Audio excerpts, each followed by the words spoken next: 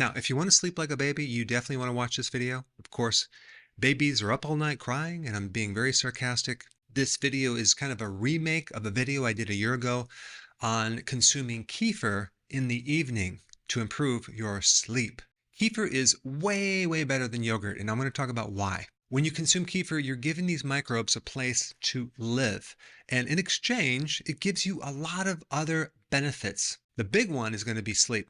So how can kefir help you sleep? Well, first of all, what is kefir? Kefir is a fermented drink. So you have like 5 times the microbes in kefir than in yogurt. Plus, kefir has a combination of both bacteria and yeast, okay? It even has friendly candida. It's not until that candida turns into more of a pathogenic version that it becomes a problem. So it's a combination of these microbes that help you make serotonin. Now, serotonin is a neurotransmitter, and 90% of all your serotonin is made in your own gut. But here's the thing, it doesn't cross the blood-brain barrier into the body. Instead, it can act as a precursor to help you make melatonin, which is the sleep neurotransmitter.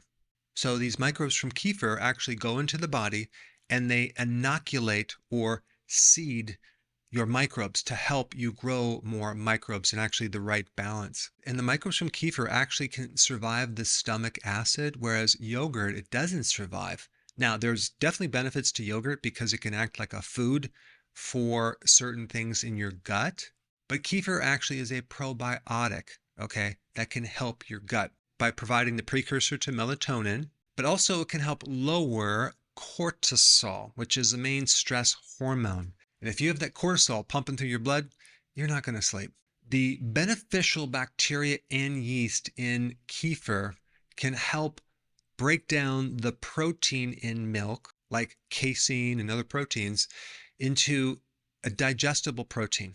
So even though a person has an allergy to milk, it's much less with kefir because of this microbial decomposition of the protein. Also, kefir tends to eat up a good portion of the lactose, the milk sugar, which many people have a problem with. They have lactose intolerance. Now, a certain strain of microbe called lactobacillus can produce a compound that is an ACE inhibitor. It's something to help relax your blood vessels, to increase oxygen and blood flow through the body, which helps you sleep better. This kefir also makes B1, which is essential for reducing stress, anxiety, and building up your parasympathetic nervous system. B1 is kind of like a precursor for something called acetylcholine, which is the neurotransmitter for the parasympathetic nervous system, which is all about rest and digest. Kefir will help you absorb minerals like calcium, which is basically in this fermented milk product, as well as magnesium. So having a little calcium and even magnesium in the evening is really good for sleep.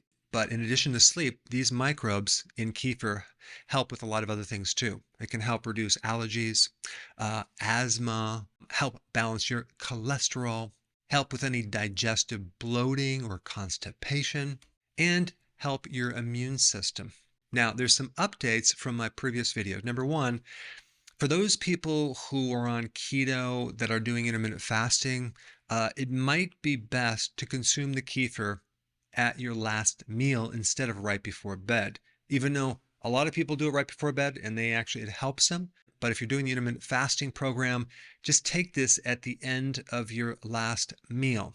If you have the option to have either sheep or goat milk kefir, go for those.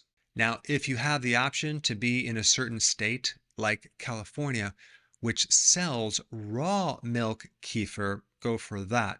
Recently, I was in California and I found some raw milk kefir. It was amazing. It was without the sweeteners. It was with no fruit. I think they had a little turmeric in there and cinnamon. And this was cow's milk, but it was raw.